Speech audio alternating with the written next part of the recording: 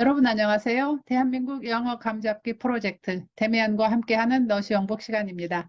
이번 시간은 31강 리딩입니다. 90쪽 두 번째 문단부터 91쪽 아래서 네 번째 줄까지이고요. 연관문은 블루로 표시되었습니다. 들어가 볼까요? Of all the new practices in which I sought to express my new conviction, one became truly important to me. I began to paint. The starting point for this was that the reproduction of the English picture I owned did not resemble my Beatrice closely enough. I wanted to try to paint her portrait for myself. With new joy and hopefulness, I bought beautiful paper, paints, and brushes and carried them to my room.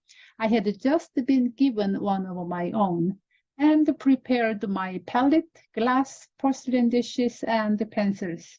The delicate temporal colors in the little tubes I had bought delighted me.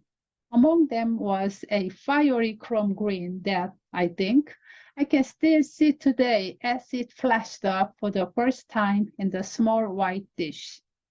I began with great care. Painting the likeness of a face was difficult. I wanted to try myself out first on something else. I painted ornaments, flowers, small imagined landscapes, a tree by a chapel, a Roman bridge with cypress trees. Sometimes I became so completely immersed in this game that I was as happy as a little child with his paint box.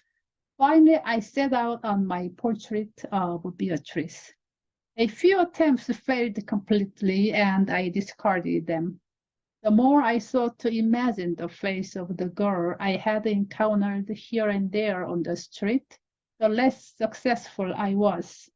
Finally, I gave up the attempt and contented myself with giving in to my imagination and intuition that arose spontaneously from the first strokes, as though out of the paint and brush themselves.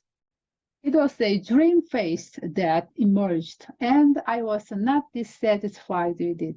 Yet I persisted, and every new sketch was more distinct, approximated, more nearly the type I desired, even if it in no way reproduced the reality.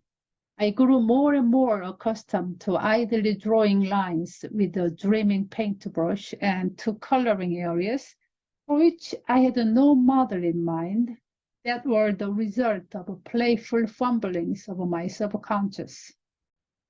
Finally, one day, I produced, almost without knowing it, a face to which I responded more strongly than I had to any of the others. It was not the face of that girl. It wasn't supposed to be that any longer. It was something else, something unreal. Yet it was no less valuable to me. It looked more like a boy's face than a girl's. The hair was not flaxen like that of my pretty girl, but dark brown with a reddish hue. The chin was strong and determined, the mouth like a red flower. As a whole, it was somewhat stiff and mask-like, but it was impressive and full of a secret life of its own. 오늘은 여기까지 읽겠습니다. 오늘 영상이 여러분이 영어의 감을 잡는 데 도움이 된다면 구독, 좋아요로 꼭 알려주세요. 더 좋은 영상을 만드는 데 큰 힘이 될 것입니다. 여러분 감사합니다.